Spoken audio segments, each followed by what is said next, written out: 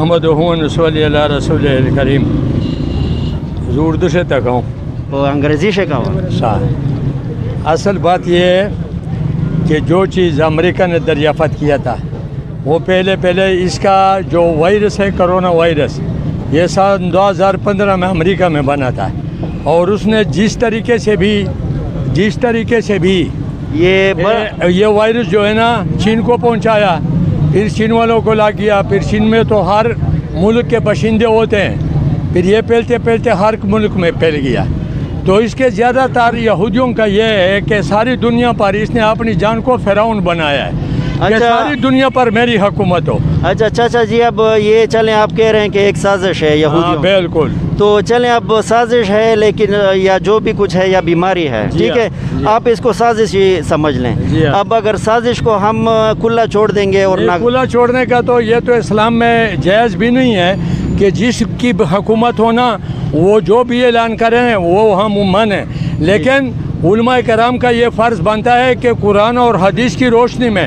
جو بھی اس کا حکم چلتا ہے وہ بھی اس میں شامل کرے۔ ایسی باتیں نہیں کرنے چاہیے جیسا کہ شرک میں آتا ہے کہ بھائی کرونا کا ہم مقابلہ کریں گے۔ مقابلہ تو اللہ کے غضب کا کوئی بھی نہیں کر سکتا، نہ فرعون نے کیا، نہ نمرود نے کیا، نہ شداد نے کیا، نہ ابو جہل نے کیا، کسی نے بھی اللہ کا غضب جو ہے نا اس کا مقابلہ نہیں کیا۔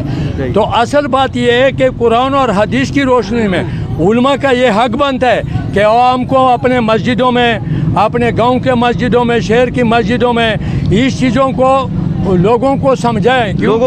اور احتیاطی تدابیر کرے کہ وہ اب چلے جو بھی ہے اللہ تعالیٰ کا عذاب ہے یا امریکہ کی سازش ہے یا یہودیوں کی سازش ہے۔ کیا کہ احتیاطی تدابیر تو بہت ضروری ہے کیونکہ اتنا دوائی کے ساتھ پرہیز جو ہے نا وہ کافی بہتر۔ اچھا چاچا، آپ کیا سمجھتے ہیں کہ اس کے لیے کیا احتیاطی تدابیر ہونی چاہیے؟ احتیاطی تدابیر تو یہ ہے نا کہ ابھی یہ دیکھو، پہلے تو ہر مسلمان کو ہاتھ جو ہے نا ایک یہودی نے بیان دیا ہے، آپ کے علم میں اضافہ ہونا چاہیے کہ جو آدمی 5 وقت کا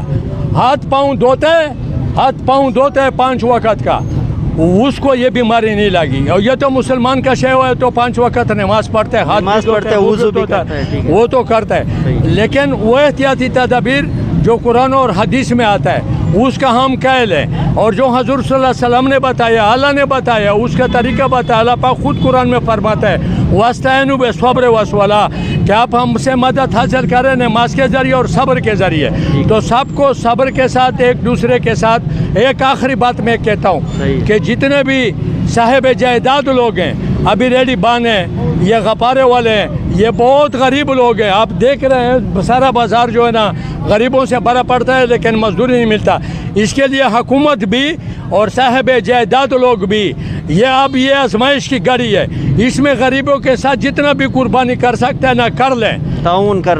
کرنا چاہیے، ایک دوسرے مسلمان کے اوپر رونا چاہیے، جو غریب لوگ ہیں اس کا ہمدردی جو ہے نا وہ حاصل کرنا چاہیے۔ ٹھیک ہے چاچا، آپ وعدہ کریں کہ آپ لوگوں کو احتیاط کی تلقین کریں گے اور خود بھی احتیاط کریں گے کیونکہ آپ کی زندگی جو ہے وہ سب سے امپورٹنٹ ہے، سب سے اہم ہے۔ وہ تو اولڈ از گولڈ، لیکن اصل میں بات یہ ہے نا کہ میں نے اس مسجد میں بھی بات کی ہے، وہ دوسرا سلامی مسجد میں بھی کیا ہے، جہاں پر لوگ ہوتے ہیں میں کہتا ہوں حکومت کی بات مانو، پولیس کے ساتھ تعاون کرو، جو انتظامیہ ہے اس کے ساتھ تعاون کرو۔